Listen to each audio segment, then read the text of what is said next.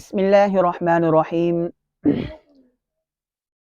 ہمارا مذہب اسلام بہت ہی خوبصورت، بہت ہی چاشنی والا، میٹھاس والا اور بہت ہی محبتوں کو پھیلانے والا، الفتوں کو پھیلانے والا، راحت بخشنے والا، اطمینان بخشنے والا، امن دینے والا، سکون دینے والا مذہب ہے۔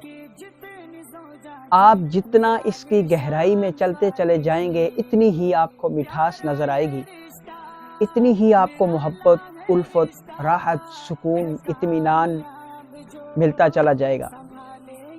اور اس اسلام کی گہرائی کو نہ آج تک کوئی پہنچ سکا ہے، نہ آئندہ کوئی پہنچے گا۔ اتنی گہرائی ہے اس اسلام کی، مگر جتنی گہرائی تک آپ جاتے چلے جائیں گے اتنا ہی آپ کو سکون ملے گا، اطمینان ملے گا۔ امن کا دائی ہمارا مذہب اسلام ہے۔ خطبہ نکاح کا خطبہ ہے۔ اس کے اندر 3 آیات پڑھی جاتی ہیں اور ان 3 آیات کو مسنون قرار دیا گیا ہے، اس لیے کہ رسول کریم صلی اللہ علیہ وسلم بھی ان 3 آیات کو خطبہ نکاح کے اندر پڑھا کرتے تھے۔ مگر جو قرآن مجید کے اندر نکاح والی آیات ہیں ان کی تعداد کم و بیش 25 ہے، جن کے اندر نکاح کو آسان، سادہ اور جلدی کرنے کی ترغیب ہے اور نکاح کرنے کے فضائل ہیں۔ یہ 25 آیات ہیں کم و بیش، لیکن جو خطبہ نکاح کے اندر 3 آیات پڑھی جاتی ہیں، ان 3 آیات کا تعلق ان 25 آیات میں سے نہیں ہے۔ یہ حیران کن بات ہے، اور میری سمجھ کے مطابق یہ اسلام کا حسن بھی ہے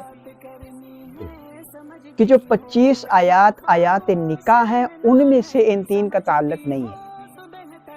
تو پھر سوال یہ پیدا ہوتا ہے کہ یہ جو 3 آیات ہیں یہ خطبہ نکاح کے اندر کیوں پڑھی جاتی ہیں، جب ان کے اندر نکاح کی فضائل نہیں ہے، نکاح کے مناقب نہیں ہے، نکاح کی کوئی سادگی کی طرف اشارہ نہیں ہے، آسانی کی طرف اشارہ نہیں ہے، جلدی کرنے کی طرف اشارہ نہیں ہے، نکاح کے کسی پہلو کی طرف اشارہ نہیں ہے، تو پھر یہ خطبہ نکاح میں کیوں پڑھی جاتی ہیں؟ آخر ان کے اندر کون سا وہ عظیم پہلو ہے کہ جن کی وجہ سے ان آیات کو خطبہ نکاح میں پڑھا جانا مسنون قرار دیا گیا ہے؟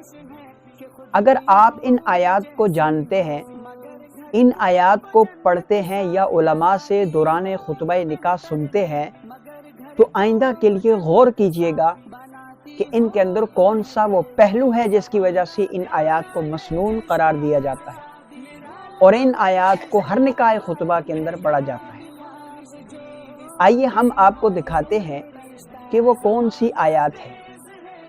سب سے پہلی جو آیت ہے وہ سورہ نساء کی پہلی آیت ہے، جس میں اللہ تعالیٰ یوں فرماتے ہیں کہ یا ایھا الناس اتقوا ربکم الذی خلقکم من نفس واحدۃ وخلق منها زوجہا وبث منہما رجالا کثیرا ونساء واتقوا اللہ الذی تساءلون بہ والارحام۔ یہ والی آیت جو ہے، اس کو آپ اگر ترجمے کی روشنی میں دیکھیں تو یوں فرمایا اللہ تعالیٰ نے کہ یا ایھا الناس اتقوا ربکم، اے لوگو ڈرو اس رب سے، الذی خلقکم من نفس واحدۃ وخلق منها زوجہا، کہ جس نے تمہیں ایک جان سے پیدا کیا اور اس ایک جان سے اس کی بیوی کو بھی پیدا کیا۔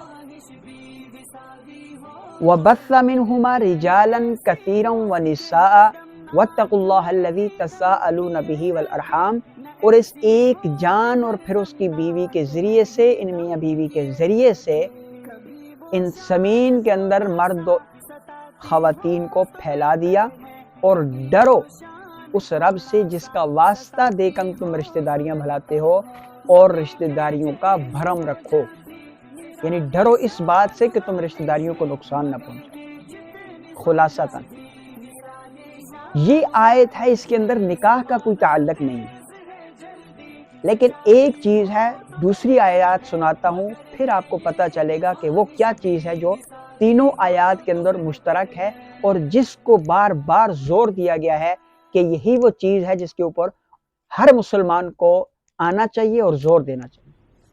دوسری آیت ہے اللہ تعالیٰ فرماتے ہیں یا ایھا الذین آمنوا حق تقاتہ، یا ایھا الذین آمنوا اتقوا اللہ حق تقاتہ ولا تموتن الا وانتم مسلمون، اے ایمان والو ڈرو اللہ سے اس طرح جس طرح اللہ سے ڈرنے کا حق ہے۔ تیسری آیت سورہ احزاب کی آیت ہے، اللہ تعالیٰ فرماتے ہیں یا ایھا الذین آمنوا اتقوا اللہ وقولوا قولا سدیدا یصلح لکم اعمالکم ویغفر لکم ذنوبکم ومن یطع اللہ ورسولہ فقد فاز فوزا عظیما۔ اللہ تعالیٰ فرماتے ہیں کہ اے ایمان والو ڈرو اللہ سے، ڈرو اللہ سے، ڈرو اللہ سے، تقوی اختیار کرو اور اچھی بات کہو، سیدھی بات کہو۔ جب تم ایسا کرو گے تو اللہ تمہارے اعمال کی بھی درستگی فرمائیں گے اور تمہارے گناہوں کو بھی معاف فرمائیں گے، اور جس نے اطاعت کی اللہ کی اور اس کے رسول کی یقیناً اس نے بڑی کامیابی حاصل کر لی۔ اب ان تین آیات کے اندر جو مشترک لفظ ہے وہ تقوی ہے۔ تقوی کو نکاح کے ساتھ کیوں جوڑا گیا؟ ہم نے اس چیز کو دیکھنا ہے کہ تقوی کو نکاح کے ساتھ کیوں جوڑا گیا۔ آپ نے ایک حدیث مبارکہ سنی ہوگی رسول اللہ صلی اللہ علیہ وسلم کی، جس کا خلاصہ اور لب لباب یہ ہے کہ عموماً لوگ چار چیزوں کو دیکھ کر نکاح کرتے ہیں، یا تو مال و دولت کو دیکھتے ہیں، یا حسب نسب کو دیکھتے ہیں، یا حسن و جمال کو دیکھتے ہیں۔ تم دینداری اور اخلاق کی بنیاد پر نکاح کر کے کامیابی حاصل کرو۔ تو دینداری کا تعلق جو ہے وہ تقوی کے ساتھ ہے۔ تقوی کس کو کہتے ہیں؟ تقوی اس چیز کا نام ہے کہ اگر آپ نماز پڑھتے ہیں، اگر آپ کے دل میں تقوی ہے تو وہ نماز آپ کو بے حیائی اور فحاشی کے کاموں سے روکے گی۔ ان الصلاۃ تنہی عن الفحشاء والمنکر۔ اگر آپ تقوی کی حالت میں ہیں تو آپ کو روزہ بھی گناہوں سے ڈھال ہوگا۔ علی ھذا القیاس اگر آپ کے دل میں اللہ کا ڈر ہے، اللہ کا خوف ہے، تقوی ہے، للہیت ہے، خشیت الہیہ ہے، خشوع اور خضوع ہے اعمال کے اندر، تو آپ جو بھی عمل کریں گے وہ خالصتاً اللہ کے لیے ہوگا، اور اس عمل کے ذریعے سے آپ گناہوں سے بچ سکتے ہیں۔ اور اگر آپ کے اندر اللہ کا خوف نہیں ہے، تقوی نہیں ہے، للہیت نہیں ہے، خشیت الہیہ نہیں ہے، تو پھر آپ اعمال بھی کریں گے اور اس کے ساتھ ساتھ آپ گناہ بھی کریں گے۔ آپ نماز بھی پڑھیں گے، فحاشی کی طرف بھی آپ کا ذہن جائے گا، بد نظری بھی آپ کریں گے، چوری بھی کریں گے، دیگر گناہوں میں بھی شامل ہوں گے۔ تو یہ اعمال کا تعلق جب تقوی کے ساتھ جڑے گا تو آپ کے وہ اعمال یقیناً قابل قبول ہوں گے۔ فقد فاز فوزا عظیما، تو آپ بڑی کامیابی حاصل کر سکتے ہیں۔ اور وہ بڑی کامیابی کیا ہے؟ اللہ کے حضور قیامت کے دن آپ سرخرو ہو کر جنت حاصل کر سکتے ہیں۔